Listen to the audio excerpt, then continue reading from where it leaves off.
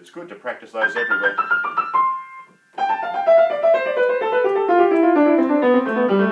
You've got to go down the piano all the way till you run out of keys with that. So those passages there in the right hand, be careful about the learning of those. The other thing that's important in these quaver passages is to be very good about your rhythm so that you're not going to be uneven. 1, 2, 1, 2, 1,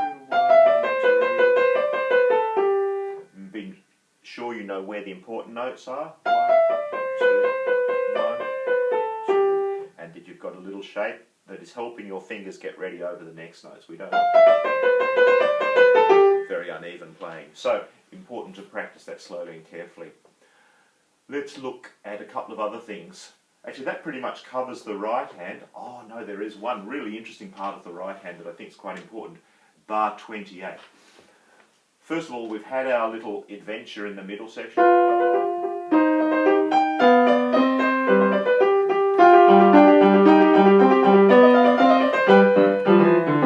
And we're back to C major.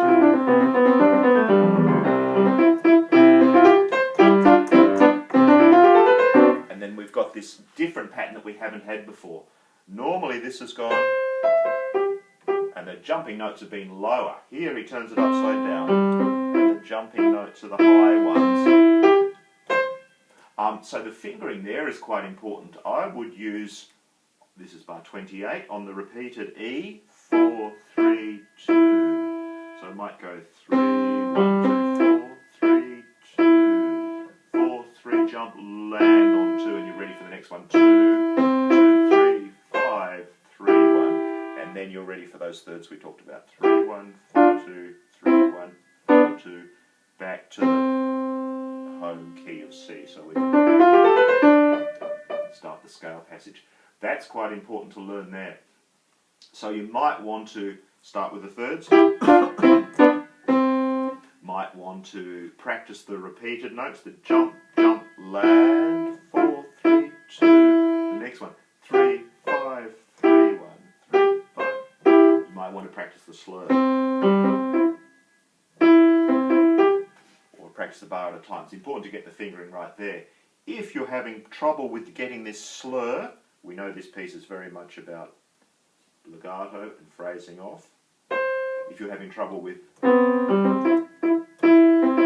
sometimes you could use a chunk. We could chunk the first two notes, minimum 1 and 2 and 1 and 2 and.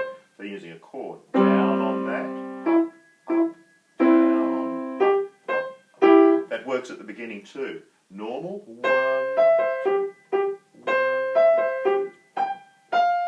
With this chunking version, we're chunking those together. Down,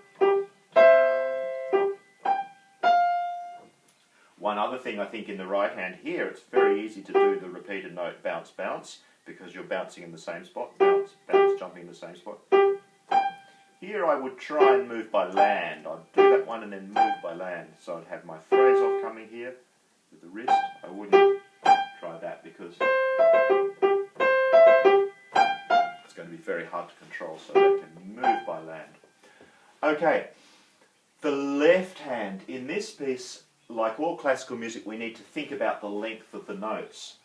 So if I play the beginning again, listen to the left hand.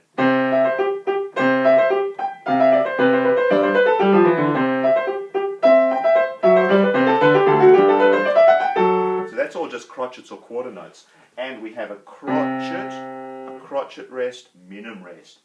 It's a very good idea to be very precise about the length of those notes. Play the left hand with counting and listen carefully. 1 and 2 and 1 and 2 and 1 and 2 and 1 and 2 and 1 and 2 and 1 and 2 and. That sounds quite good. We can also check where your phrase off is coming. It should be coming on the and. 1 and 2 and 1 and 2 and 1 and 2 and 1 and 2. I played the wrong note there. Because the phrase off feel is usually on the rest after the note, so you feel that on that beat there. The other thing we have in the left hand are these notes in bar 6 and 7. addition, there's no legato slur over those, so I would play them quite long but detached. It sounds good when you contrast it. Wrong finger.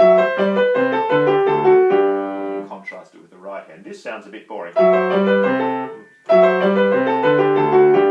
You could learn it that way so that you're really knowing where the hands go, but we'd be expecting to hear. A contrast then is in bar 9, where we have the left-hand Alberti bass or a chord.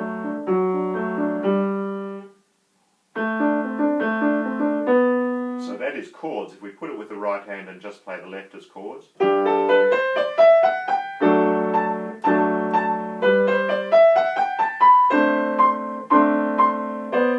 But of course that would be boring. So he has the right hand in bar 8 doing the quavers. And they're answered by quavers in bar 9 in the left hand. Bar 10 right hand quavers.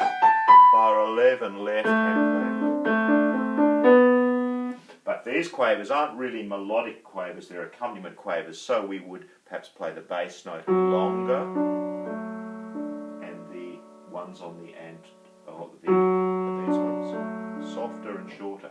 So it has the finger pedal. Sounds a bit like pedal, but it's done with your fingers. 2 and 1. Of course, you can practice that. If you practice both hands together, it will sound like this. 1 and 2.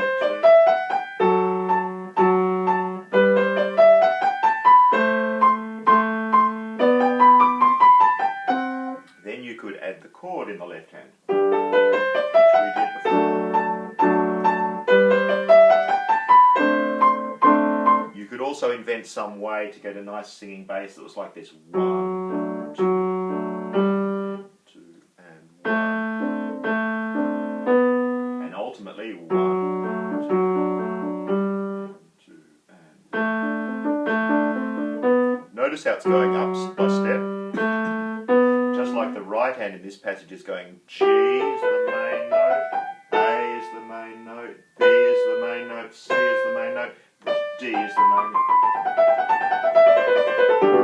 So it's going up by step of the new scale where it's arrived G major.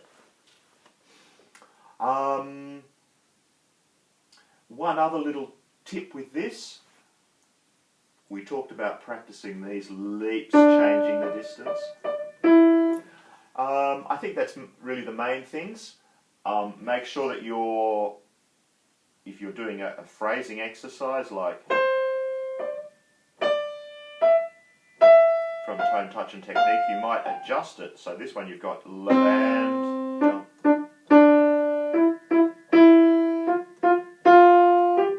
So that we can